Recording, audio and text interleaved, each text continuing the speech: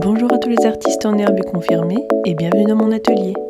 Je suis Brunilde Tranchant, enlumineur de France mais surtout créatrice en quête de nouveaux défis. Cette semaine, on va parler enluminure et j'aimerais particulièrement vous présenter l'enluminure mozarabe. Qu'est-ce que l'enluminure mozarabe ?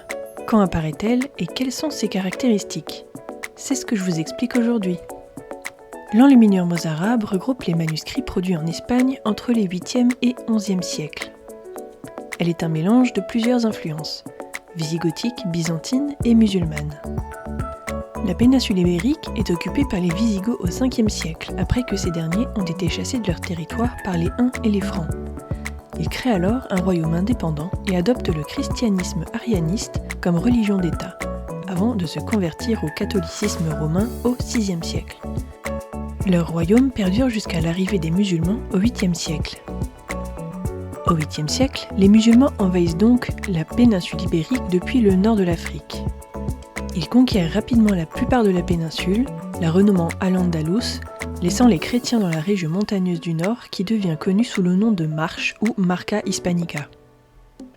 Les musulmans établissent un régime politique et culturel riche, basé sur leur religion, l'islam. Ils encouragent également la traduction d'œuvres antiques grecques et latines en arabe, ce qui contribue à la préservation de nombreux travaux scientifiques et philosophiques de l'Antiquité. Cependant, la domination musulmane ne dure pas. Les rois chrétiens des Asturies commencent à reconquérir la péninsule à partir du 8e siècle, et cette période de l'histoire est connue sous le nom de Reconquista.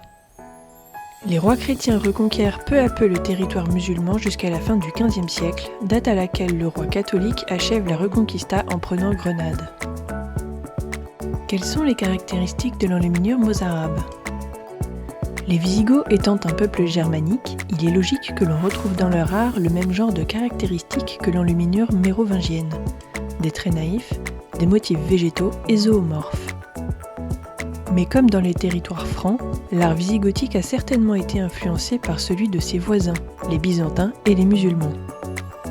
On y retrouve donc un trait naïf, avec des silhouettes simples, des yeux en amande, des drapés signifiés par de simples traits, une mise en page comprenant des encadrements massifs richement décorés, des éléments architecturaux tels que des colonnes et des portiques, une grande attention portée aux détails et à l'ornementation, des motifs décoratifs végétaux ou géométriques, des lettrines élaborées avec des motifs complexes, géométriques ou floraux, et l'utilisation de couleurs vibrantes, notamment du bleu, du rouge, du vert et du jaune.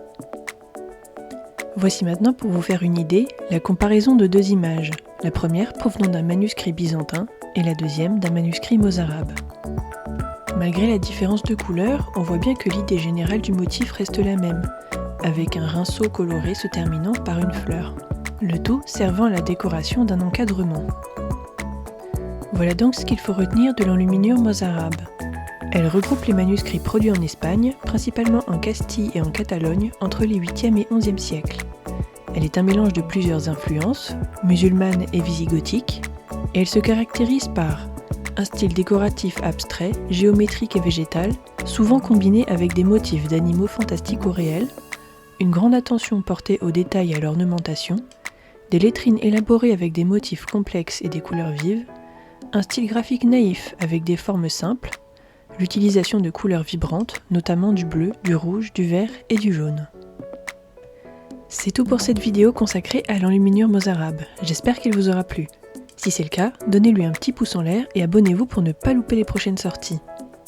Et avant de partir, dites-moi ce que vous pensez de l'enluminure mozarabe. La trouvez-vous très similaire ou très différente de l'enluminure mérovingienne ? Sur ce, je vous dis à très bientôt.